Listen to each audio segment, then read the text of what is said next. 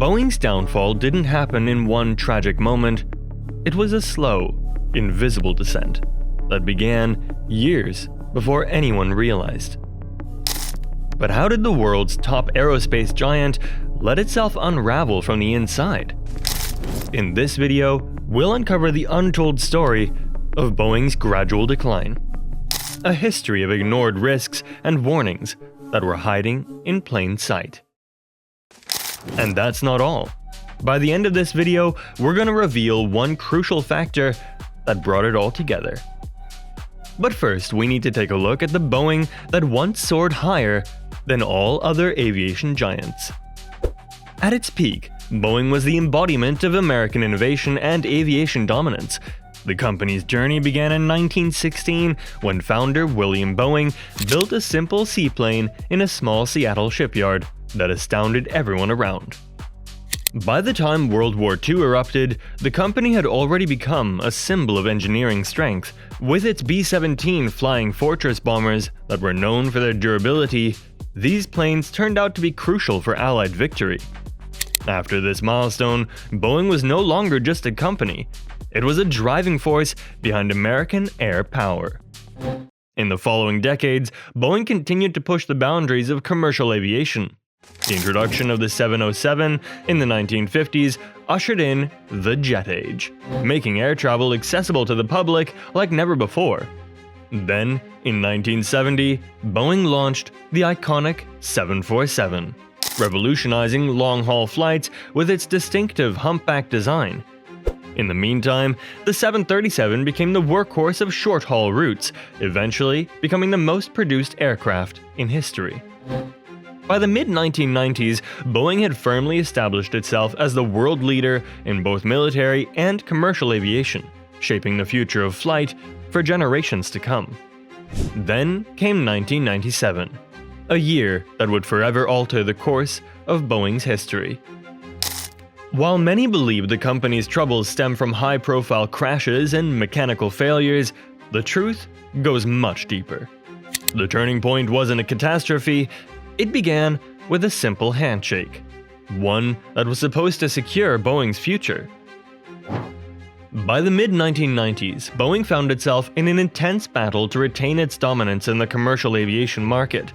Despite being the undisputed leader, Airbus was gaining ground with more modern, fuel-efficient aircraft, threatening Boeing's position at the top. The pressure was mounting. Boeing was no longer just competing to innovate, it was fighting to maintain its stronghold. At the same time, on the other side of the industry, McDonnell Douglas, once a giant in both military and commercial aviation, was struggling. Their commercial division was collapsing. The MD-11, designed to rival Boeing's 747, was proving to be a commercial failure. Performance issues and disappointing sales plagued the aircraft, and with defense contracts dwindling, McDonnell Douglas was facing a financial crisis. CEO Harry Stonecipher knew that without a drastic move, the company was on the verge of collapse. They needed a lifeline, and fast. And then, the opportunity for both companies presented itself. In 1997, McDonnell Douglas extended a hand to Boeing. It wasn't just a merger, it was a deal that would reshape the aviation landscape. For Boeing, the $14 billion merger offered a chance to expand its defense portfolio and secure McDonnell Douglas's military contracts, providing a much-needed edge against Airbus. For McDonnell Douglas, it was a last chance at survival. After a lot of months of planning, a lot of hard work, a lot of consultation and negotiations, the merger of Boeing and McDonnell Douglas is now complete. This is our first day as a single company. But unlike other corporate mergers, this was more than just a financial transaction. It was the beginning of a deep cultural shift at Boeing. Basically, the culture at McDonnell Douglas under Harry Stonecipher was distinctively focused on efficiency and cost-cutting. Stonecipher believed that survival in the increasingly competitive aviation market meant tightening budgets, focusing on profits, and streamlining operations. On the other hand, Boeing CEO Phil Condit, who had risen through the ranks as an engineer, was seen as the ideal leader for the company's transformation. He had all the technical expertise to guide an engineering-driven firm, but unfortunately, lacked confidence in corporate leadership and financial growth. To bridge this gap, Condit frequently sought advice from seasoned professionals, particularly those from McDonnell Douglas. This reliance, however, became a double-edged sword. It gave former McDonnell Douglas executives, including Harry Stonecipher, significant influence with Boeing. Seizing this opportunity, Stonecipher quickly started reshaping Boeing's culture. He cut research and development budgets, outsourced key components, and prioritized financial performance above all else. This marked a stark shift from Boeing's legacy of engineering-driven decisions. Some people claimed that Boeing's iconic logo began to take on characteristics that resembled McDonnell Douglas more than Boeing itself, suggesting the merger was having a greater influence than expected. The most disturbing part, however, was that these changes, which management believed would boost profits and returns, had the exact opposite effect. The damage wasn't confined to the boardroom. It seeped destructively into every aspect of the company. And that culminated in one of the most distressing decisions Boeing could ever make, moving far from the heart of its operations. There's a well-known concept in Japanese manufacturing philosophies, widely adopted by global firms, called the Gemba Walk.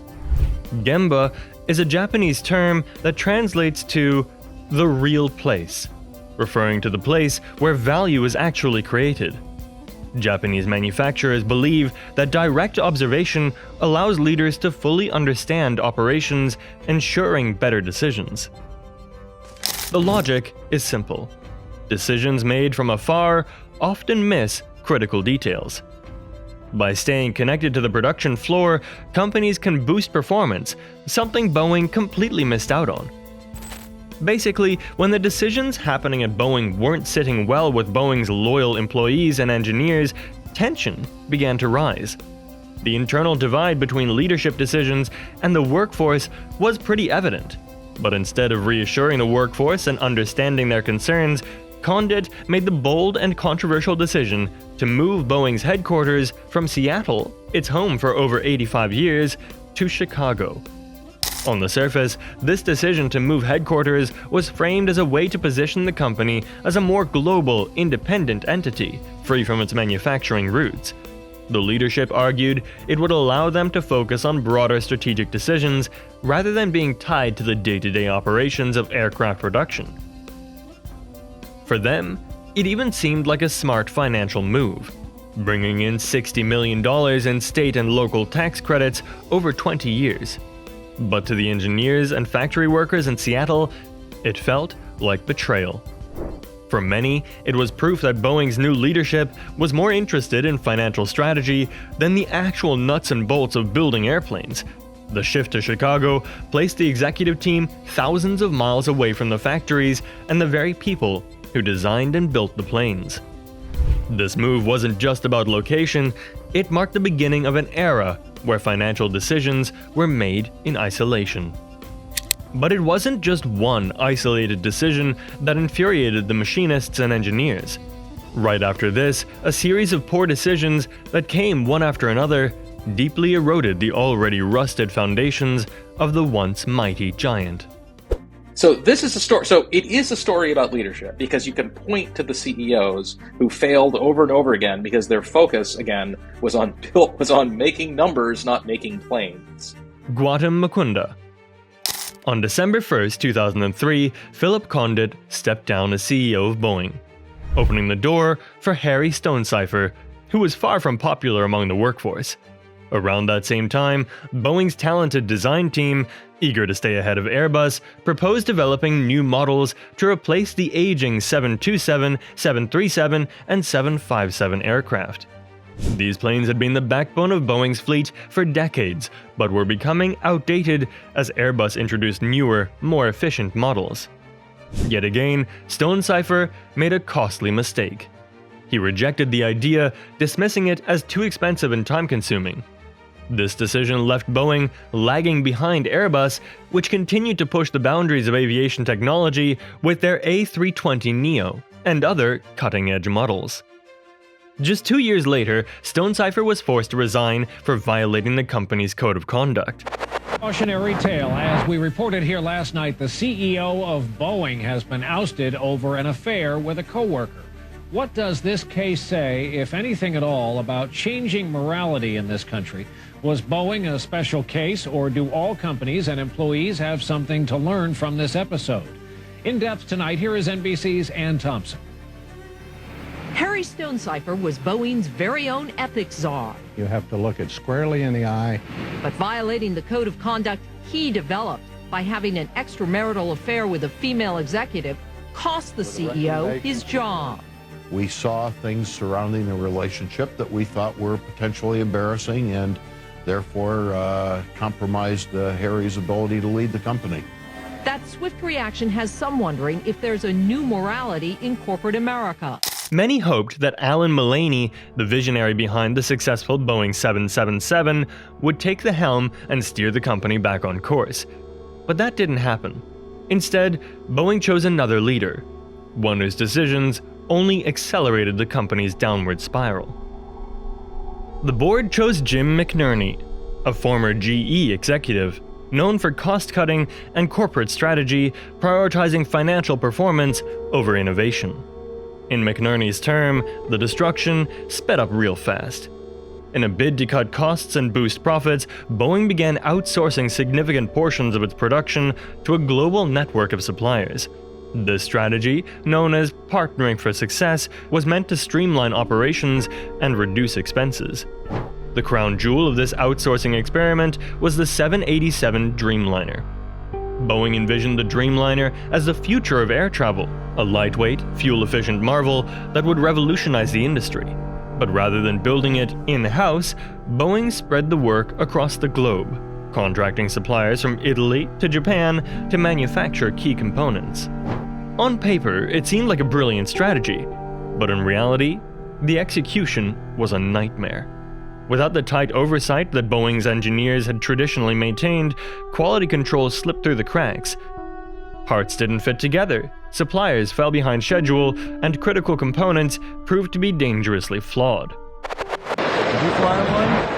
No. You won't fly one. Did you fly one of these planes? No, not really.